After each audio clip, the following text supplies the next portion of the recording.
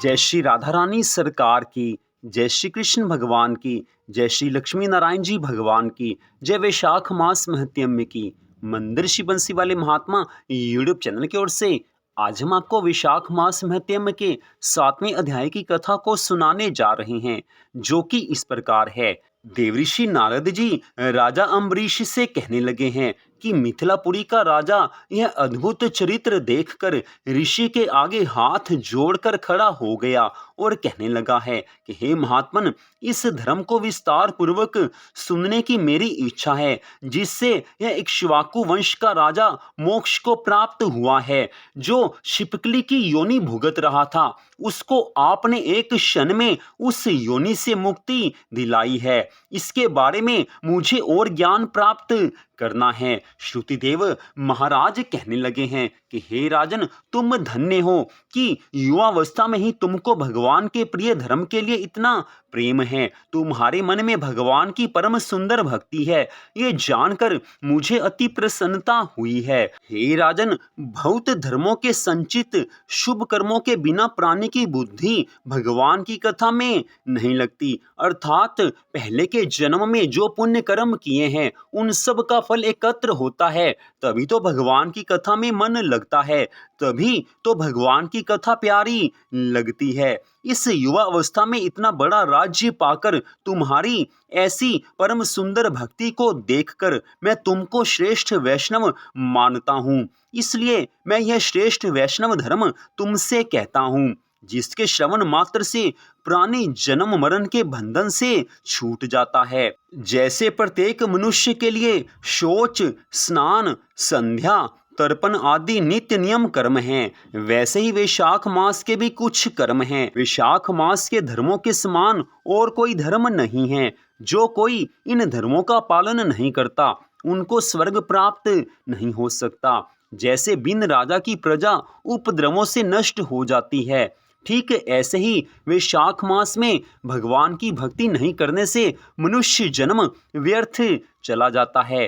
वैशाख मास के धर्म जैसे जल का घड़ा दान देना, प्याऊ लगाना, मार्ग में छाया करना, जूता, खड़ाऊं, छतरी तथा पंखा आदि का दान करना, श्रम को दूर करने वाले गोरस का दान करना, बावली, कुआं, तालाब तथा धर्मशाला आदि बनवाना, नारियल, ईख, कपूर और कस्तूरी आदि का दान करना, चंदन आदि सुगंधित द्रव्य, शैया, खाट, आम और दूसरे फल, पुष्प, सायकाल समय शरबत, पूर्णिमा के दिन सब तरह के अन्न का दान करना, ये सब धर्म कार्य कहे गए हैं। चैत्र मास की अमावस्या को करील का दान देना, सूर्योदय के पहले प्रतिदिन स्नान करना, भगवान का पूरी श्रद्धा भावना से पूजन करना, वैशाख मास की कथाओं को सुनना, गऊओं को घास डालना, ब्राह्मणों के चरण धोना, गुड़, सौंठ, आंवले का दान करना, यात्रियों की सेवा करना,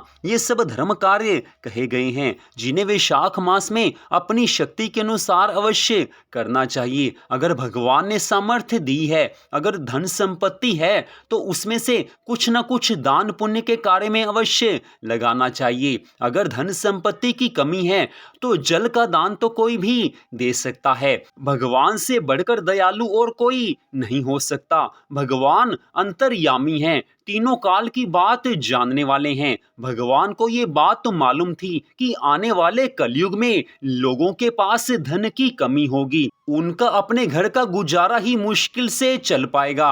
इसी कारण भगवान ने वैशाख मास के ऐसे आसान नियम भी बनाए हैं कि जिनके करने मात्र से मनुष्य भगवान की प्राप्ति कर सकता है। भगवान ने वैशाख मास का सबसे परम सुंदर धर्म बताया है कि वैशाख मास में प्रातःकाल स्नान के नियम का पालन करना चाहिए। वैशाख मास में प्रातःकाल जो स्नान करता है, उससे भगवान बहुत प्रसन्न होते हैं। अगली बात, वैशाख मास में अपनी शक्ति के अनुसार कुछ न कुछ दान अवश्य करना चाहिए। जितना धन ठाकुर जी की कृपा से मिला हुआ है, उसमें से कुछ का दान तो अवश्य करना ही चाहिए। अगर धन संपत्ति नहीं है तो गौ माता को रोटी खिलानी चाहिए, गौ माता को घास खिलानी चाहिए। इससे भी भगवान प्रसन्न हो जाते हैं। यही तो भगवान की सबसे बड़ी कृपा है। कुछ लोग ये गलती से सोच लेते हैं कि हमारे पास धन संपत्ति नहीं है तो हम दान पुण्य कहाँ से करेंगे। तो ऐसी बात नहीं है। कथा में स्पष्ट बताया गया है कि भगवान तो थोड़ी सी सेवा करने मात्र से प्रसन्न हो जाते हैं।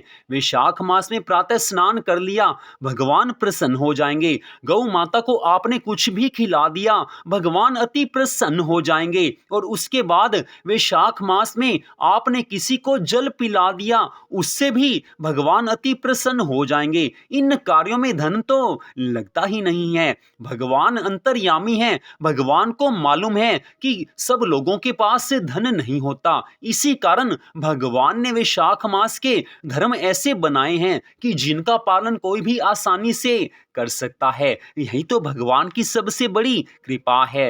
वैशाख मास के कथाओं को सुनने में भला किसी का क्या जाता है, आसानी से कथा सुनी जा सकती है। यही तो भगवान की कृपा है कि वैशाख मास की कथाओं को सुनने मात्र से भगवान की प्राप्ति हो सकती है। देवऋषि नारद जी आगे की कथा का वर्णन करते हुए कहने लगे हैं कि श्रुतिदेव ब्राह्मण कहने लगे हैं कि जो स्त्री वैशाख मास में भगवान का पूजन फूलों से नहीं करती, उसके जीवन में सुख संपत्ति नहीं आते, उसे पुत्र का सुख नहीं होता। और जो स्त्री वैशाख मास में पूरी श्रद्धा भावना से भगवान का पूजन फूलों से करती है, पूर्ण श्रद्धा प्रेम भाव से जो भगवान के चरणों में मन लगाती है, वह अवश्य ही अपने जीवन में सभी तरह के सुखों को प्राप्त करती है। उसे पुत्र सुख प्राप्त होता है, उसके पति से उसका प्रेम बढ़ता है, परिवार में सुख शांति आते हैं, परिवार से कलह कलेश सदा के लिए दूर हो जाते हैं। वैशाख मास में जो स्त्री धर्म कार्यों में अपने मन को लगाती है, उसके परिवार में कभी भी कोई दुख नहीं आता। लेकिन मन को भगवान में लगाकर वैशाख मास के सब धर्मों का पालन करना चाहिए। वैशाख मास के इस पावन महीने में श्री हरि विष्णु भगवान जी माता महालक्ष्मी जी के साथ और अपने पार्षदों के साथ इस पृथ्वी पर लोगों के घर में जाकर उनकी परीक्षा करते हैं। जो भी इन दिनों भगवान जी का पूजन नहीं करता, वह अवश्य ही रौरव आदि नरकों में पड़ता है और फिर 5 बार राक्षस योनि को प्राप्त होता है। इसलिए वैशाख मास में अवश्य ही भगवान की भक्ति करनी चाहिए। वैशाख मास के पावन समय में अपनी सामर्थ्य के अनुसार अन्न और जल से भूखे प्यासे प्राणियों की रक्षा करनी चाहिए। इससे भगवान प्रसन्न होते हैं। जो मनुष्य वैशाख मास के धर्मों का पालन करते हैं, जो अपनी शक्ति के अनुसार दान पुण्य आदि के कार्य करते हैं, वो सदा भगवान को प्यारे होते हैं। भगवान तो स्पष्ट कहते हैं कि मुझे तो केवल अपने सच्चे भक्तों से प्रेम है, मैं और किसी की कामना नहीं करता। भगवान स्वयं अपने भक्तों से प्रेम करते हैं और जब भगवान भक्तों से प्रेम करते हैं तो उन भक्तों को जो आनंद होता है उसका वर्णन नहीं किया जा सकता। और जो भगवान को अपने भक्तों से प्रेम करने पर आनंद मिलता है उसका वर्णन भी भगवान नहीं कर सकते। यह प्रेम ऐसा दिव्य प्रेम होता है कि इस प्रेम का वर्णन शेष महेश और गणेश भी नहीं कर सकते। प्रेम तो ऐसी वस्तु है जो भगवान से हो जाने पर जीवन में हर तरह का आनंद लेकर आती है।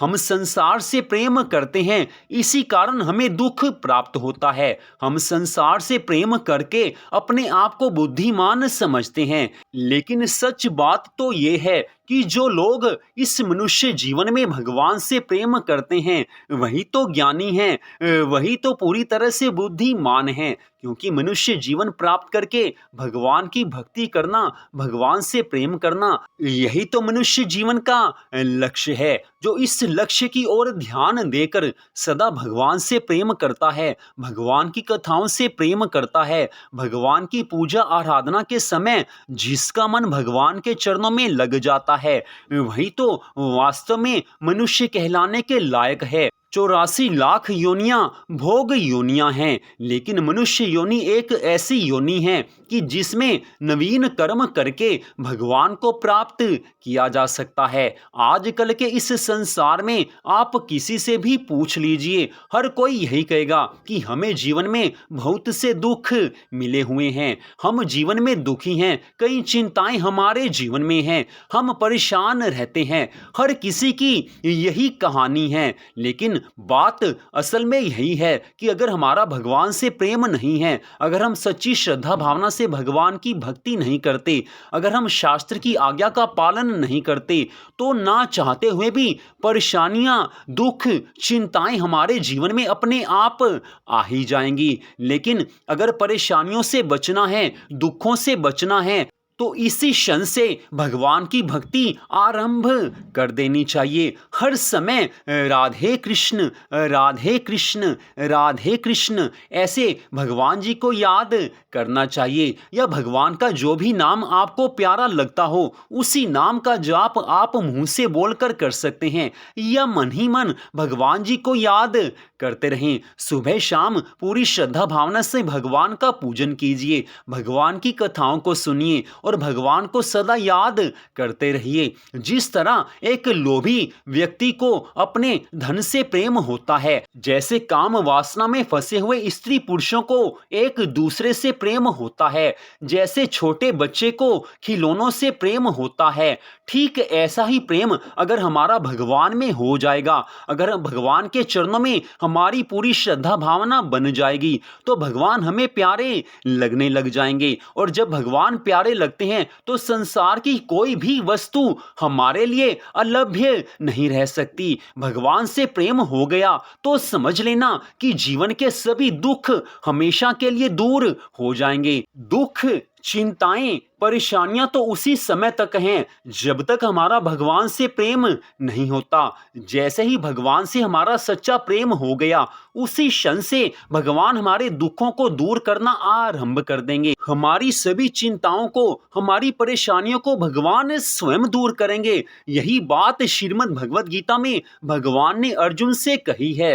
वास्तव में सच्चाई यही है कि अगर हम भगवान की भक्ति करते हैं तो भगवान हमारे जीवन के कुछ दुखों को तो दूर कर देते हैं, लेकिन कुछ दुख ऐसे होते हैं जिन्हें अवश्य ही भुगतना पड़ता है, तो भगवान उन दुखों को सहन करने की शक्ति दे देते हैं। हमें वो दुख फिर दुख लगते ही नहीं हैं। तो भगवान की भक्ति से जो आनंद मिलता है, वैसा आनंद कहीं और नहीं मिल सकता। संसार के आप जितने भी साधन इकट्ठे कर लीजिए, अपने दुखों को हम दूर नहीं कर सकते, अपनी मनोकामनाओं को हम पूर्ण नहीं कर सकते, लेकिन भगवान एक क्षण में सब कुछ कर सकते हैं। इसी कारण भगवान से प्रेम होना चाहिए। और वैशाख मास में भगवान की थोड़ी सी भी भक्ति करने से बहुत ज्यादा पुण्य फल मिलता है। इस कारण वैशाख मास में भगवान की भक्ति करते रहिए, करते रहिए, करते रहिए। तो यहीं पर आज की इस कथा का विश्राम होता है। श्री राधा रानी सरकार जी की असीम कृपा से इस कथा को आपको सुनाया जा रहा है। तो श्री राधा रानी सरकार जी के चरणों में बार बार नमन है। तो आज की इस परम सुंदर कथा को सुनने के लिए आप सबका हार्दिक धन्यवाद। भगवान श्री राधा कृष्ण जी की, भगवान श्री लक्ष्मी नारायण जी की वैशाख मास महत्यम की अनंत कृपा सदा आप सब पर, आपके परिवार पर बनी रहे, इसी मंगल कामना के साथ जय श्री राधा रानी सरकार की, जय श्री कृष्ण भगवान की, जय श्री लक्ष्मी नारायण जी भगवान की, जय वैशाख मास महत्यम की। जय जय श्री राधे, जय जय श्री राधे, जय जय श्री राधे श्याम।